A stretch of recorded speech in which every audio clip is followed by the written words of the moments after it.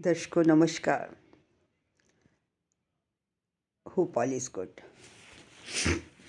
दर्शकों, ठंड बहुत है, इसलिए माफ़ करना।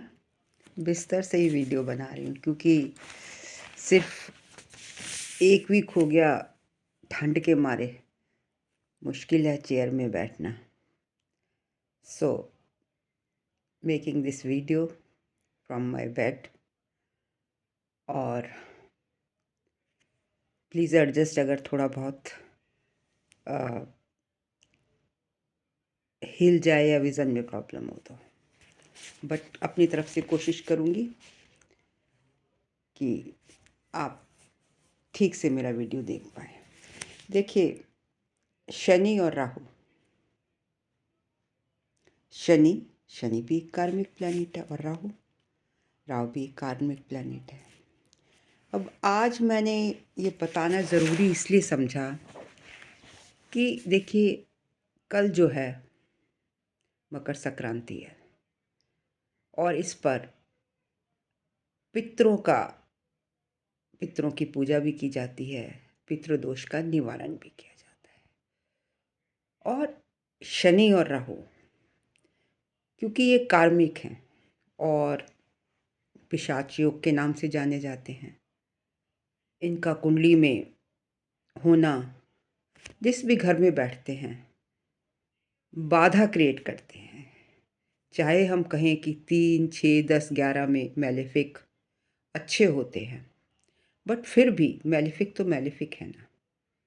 तो सिर्फ इतनी रात गए मुझे ये वीडियो बनाने का यही मकसद है कि आप लोग जिन जिन की कुंडली में शनि राहु का योग है या दोष है वो कल इसकी रेमेडी ज़रूर कर लें।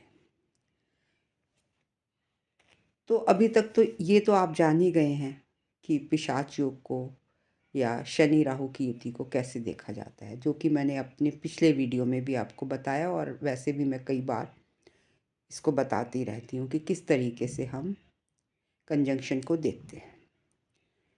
तो अगर आपके लग्न में शनि और राहु है, दोनों ही कार्मिक प्लैनेट हैं, अपने कर्म का फल लग्न को भुगतना पड़ेगा।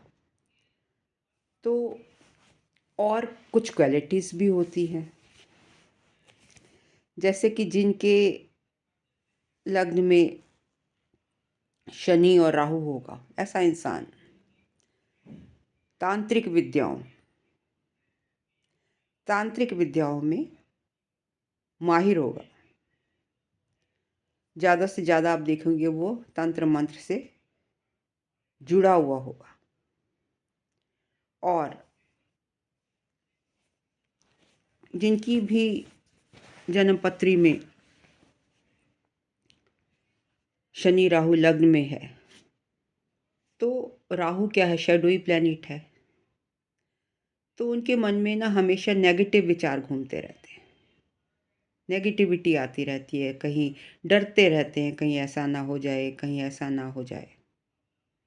मतलब नेगेटिव विचार उनके पॉजिटिव कम आते हैं और नेगेटिव ज़्यादा। तो उससे वो हमेशा डरते रहते हैं, घबराहट रहती है उनको, कोई ना कोई उन्हें रोग बना रहता है और जिसका आसानी से डिटेक्ट करना बड़ा मुश्किल होता है। अब बात कर लेते हैं दूसरे घर की। शनि राहु अगर आपके दूसरे घर में बैठा है तो ऐसे में क्या होगा, घर वाले ही आपके दुश्मन बन जाएंगे।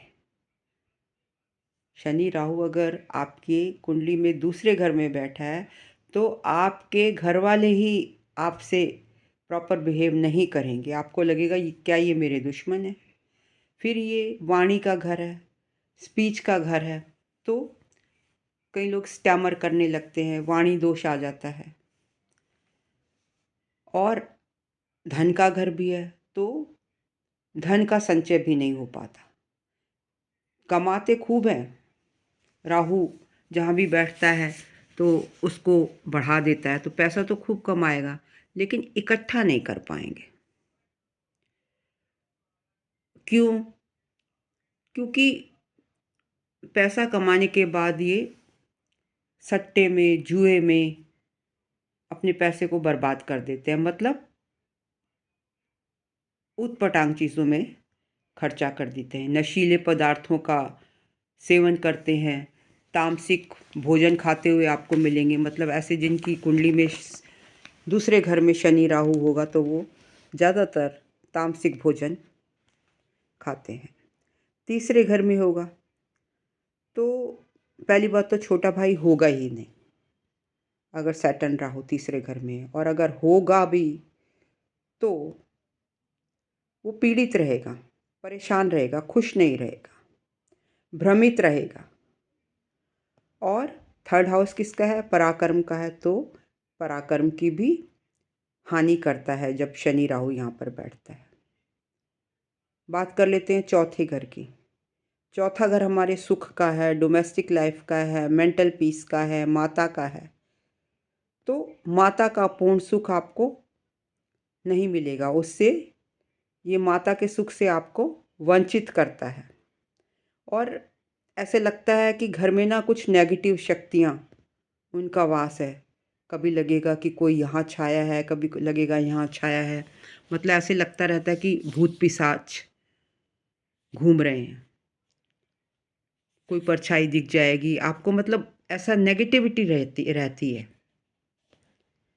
क्लेश होगा, बिना मतलब के क्लेश होगा, भूमि का, वाहन का, इनका सुख आप इनके सुख से वंचित रहेंगे।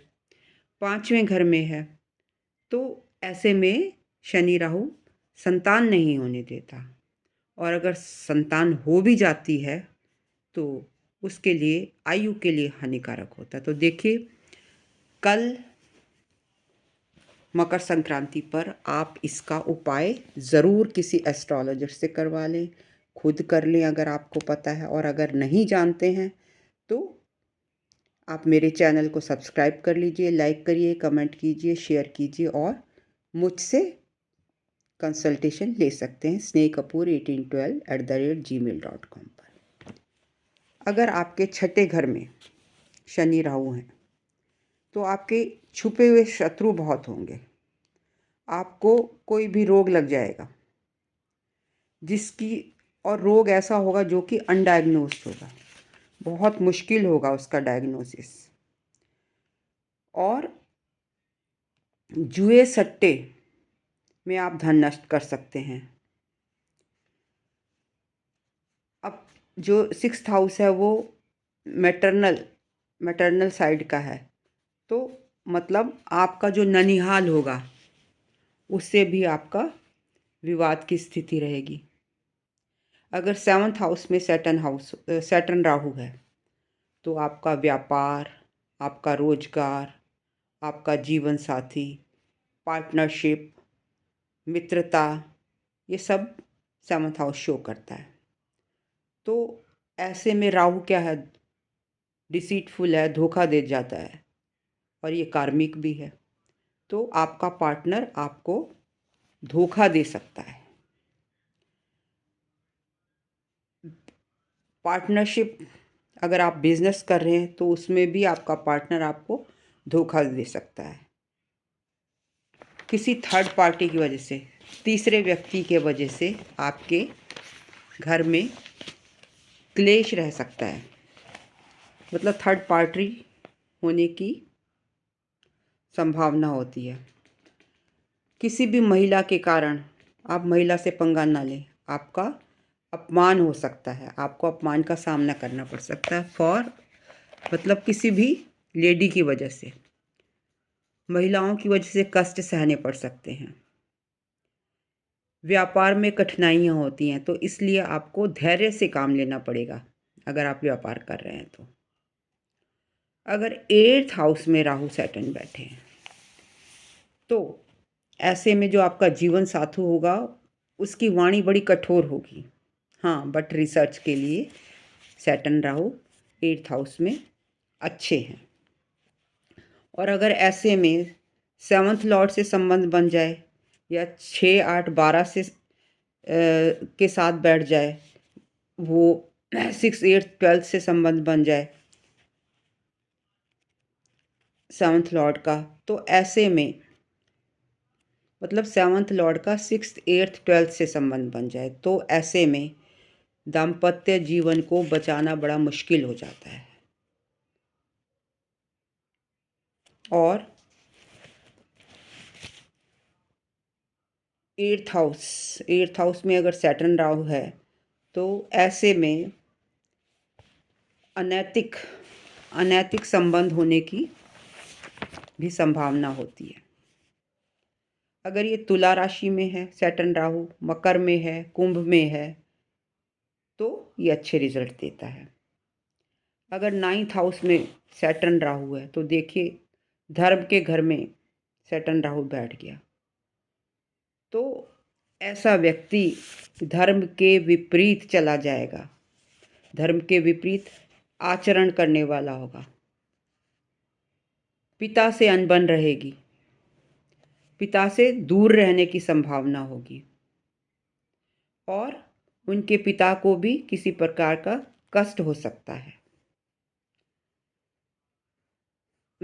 उनको काम मतलब they will get success after hard work. अगर शनि राहु आपका 10वें घर में है तो ऐसे व्यक्ति के माता पिता को कष्ट रहता है, घर में मतलब आवास जहाँ पर वो रहता है और घरेलू सुख में कमी रहती है। कार्य क्षेत्र में भी उतार चढ़ाव सैटर्न राहु होने से 10वें घर में देखे गए हैं, मोस्टली होते हैं। अगर 11वें घर में देखो हाउस ऑफ डिज़ायर में लाभ में अगर शनि राहु बैठे हैं तो व्यक्ति का जो पैसा है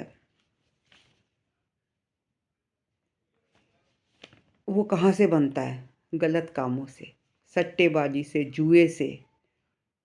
अब देखो ऐसे कामों से लाभ की प्राप्ति होती है। वो 11वें घर में लाभ है तो और वैसे भी मैलिफिक वहाँ ठीक है तो उसको मतलब गलत कामों से वो पैसे कमाता है।